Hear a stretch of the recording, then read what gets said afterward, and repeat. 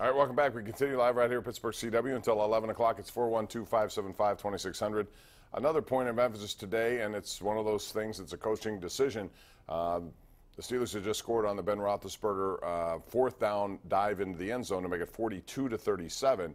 Still a minute 59 left. They had 3 timeouts, and they decided not to onside kick.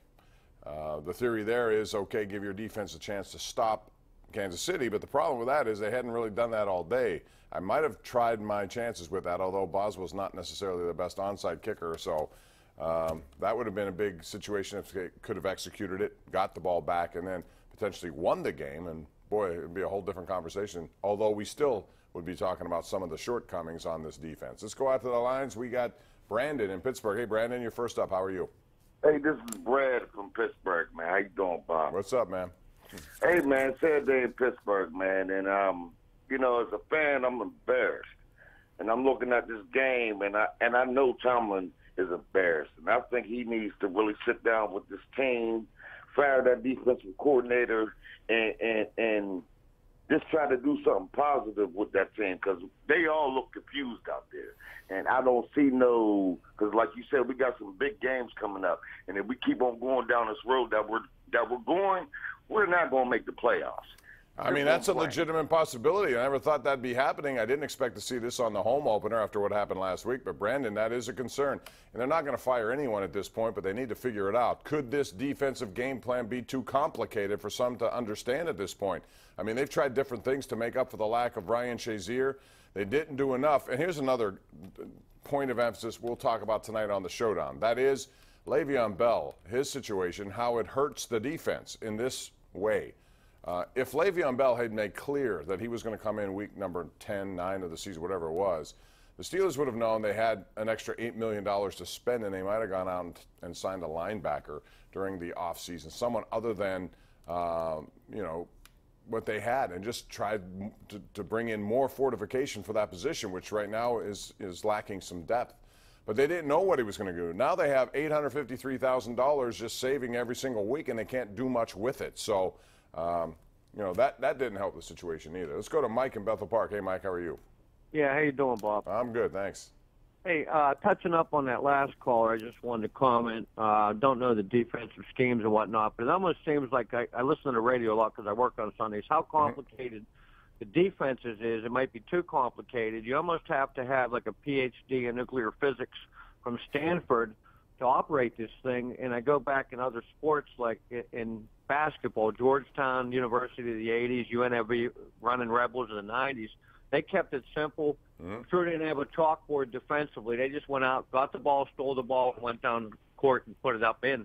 Maybe the Steelers just have to start attacking the ball, scrap the chalkboard, and I hate to say it, but maybe a little more street ball defensively is what they need. They might be thinking too much and paralysis by analysis. Could be. I mean, I don't know what they call in there. I know that Mike Tomlin has his share of doing, you know, play calling duties on defense, and whatever they do, they got to make it so that they are more productive at getting to the quarterback. One of my thoughts going into this game was Mahomes is a second game starter. He hasn't had a lot of experience, and certainly coming into a place like this against a defense that normally is pretty aggressive, and we saw it last week in Cleveland. They put a lot of pressure on Tyrod Taylor.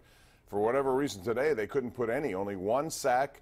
That was it. And with a young quarterback, you want to do that. You want to give him something to think about, to confuse him, but they never did that. He just stepped up, and if you give him time, he's got a cannon of an arm, and he will put it right where he has to put it. You can't have John Bostic covering down the field of linebackers. They've had or tight ends like Travis Kelce.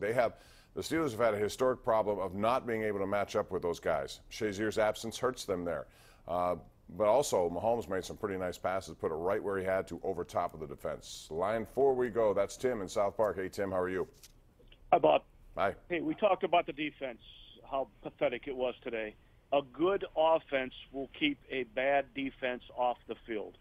I have never seen worse play calling since before Todd Haley. I need Todd Haley back in this offense. These bubble screens that they throw never work. They continue to do that. These screen plays on 3rd and 10 that don't get any yards. Terrible, terrible play calling and it was obvious today, 3 and out, 3 and out, 3 and out constantly with a bad defense on the field. You've got to find a way to matriculate the ball down the field. Yeah, I hear you. It was funny last year that the only coaching change really, there were others, but the offensive coordinator is fired, the defensive coordinator is not, and yet you look at what happened last year, and you can argue the problems were in reverse of that. But, hey, listen, it's only week 2. I've seen things happen and change, and they're going to have to really work hard to make a change this week on the road in Tampa. That is not an easy place to play against a team that has a pretty good defense. I mean, they beat the defending champions today, and their offense is clicking. Fitzpatrick is confident with his receivers. It's going to be they got to get pressure. It's as simple as that. They pay guys up front to get to the quarterback, and they did not do it. Bud Dupree, again, they valued him and thought he was going to be somebody who had a breakout season. Well, he's not done that. You can talk about all the potential you want, but it's starting to look like Jarvis Jones here, same way. And unless he starts playing better and doing more things that way, that's going to be what people remember. Is he a bust? He's working his way to that conclusion. He has to change. He has to make numbers up quickly. All of those guys do. You got to cover better. There seemed to be miscommunication between corner and safety. No help over the top sometimes where corners expected it to be. Those are communication issues. Again, who knows who's really responsible? Only the coaches know based on play calls. But they got to get that figured out quickly because their discipline is not very good. Let's go to Marilyn in Munhall. Hey, Marilyn. Hi, thanks for taking my call, Bob. Yes, anytime. Just what the Steelers needed, another distraction. What's the story on Antonio Brown slamming his helmet to the ground and then not taking calls from reporters after the game? My guess is he's not happy that his production is not what he wants it to be yet. He was targeted 17 times today, Maryland. Over the last 2 games, 33 targets. You know, but his stat line wasn't as good as Jesse James. Maybe he doesn't like that. I don't know. I mean, he didn't say anything. I couldn't understand what he was saying Friday. He was trying to make a point about something. I'm not sure. He made an online threat to a reporter who wrote an article about him. Again, these are distractions that need to go away, and I think social media is becoming a big problem, has been a big problem, and maybe Mike Tomlin should come up with a rule that says, look, no more social media. If you do, you're fined or you're going to lose playing time. But it's become seems like a weekly occurrence, and this kind of stuff leads to undisciplined parts of their game, I suppose. I don't know, but Bud Dupree, like I said, got involved in someone on a DM tonight, and that guy screenshotted his DM back to him as if he was never going to show it to anyone. He showed it to everybody, and I can't even read it to you because it's laced with things that I shouldn't even be talking about. Anyway, 412-575-2600, Danny, Gary, Derek Carp, Bill, Clark, we got them all coming up next. We'll take a break, come back with those calls right here on Pittsburgh CW.